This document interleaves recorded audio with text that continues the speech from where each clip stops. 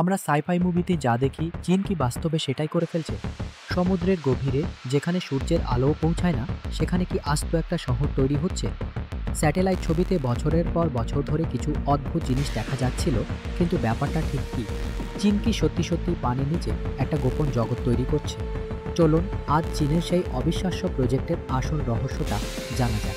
অনলাইনে চীনের ডুবো শহরের গল্প ছড়িয়েছে, কিন্তু সত্যিটা কি? চীন কি মানুষের জন্য শহর বানাচ্ছে? না, কিন্তু যা বানাচ্ছে তা আরও বড়। চীন সমুদ্রের নিচে বানাচ্ছে একটি বিশাল ডেটা সেন্টার আর গভীর সমুদ্র গবেষণা কেন্দ্র। মানুষ এটাকেই ডুবো শহর বলে ভুল করছে। আমরা যে ডিজিটাল জীবন যাপন করি তার মস্তিষ্ক হলো ডেটা সেন্টার।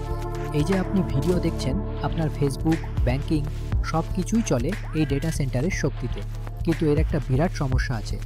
ডেটা সেন্টারের হাজার হাজার সার্ভার 24 ঘন্টা চলে আর প্রচণ্ড গরম হয়।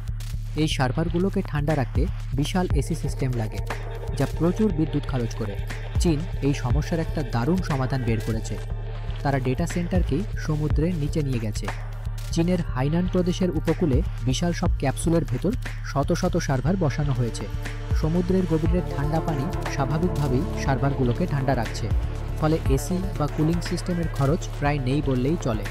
যদিও এই প্রজেক্টের লক্ষ্য হলো নবায়নযোগ্য শক্তি, যেমন উইন্ড টারবাইন ব্যবহার করা, তবে বর্তমানে এটি গ্রিডের বিদ্যুৎ দিয়ে চলছে।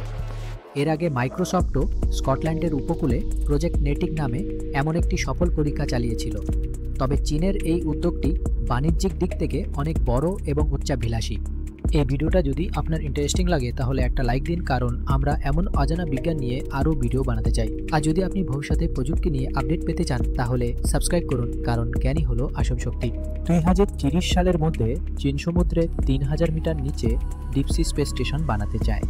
মহাকাশের স্টেশনের মতোই এখানে বিজ্ঞানীরা 1 মাস পর্যন্ত থাকবে।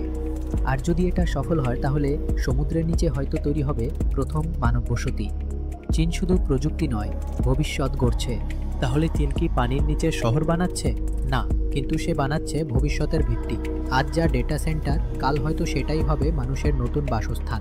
চীন হয়তো সেই ভবিষ্যতের দিকে প্রথম পদক্ষেপ নিয়ে ফেলেছে। আপনি কি পানির নিচে বাস করতে চান? কমেন্টে লিখুন। আর এমন অজানা বিজ্ঞান জানতে সাবস্ক্রাইব করুন, কারণ জ্ঞানই হলো আসল শক্তি।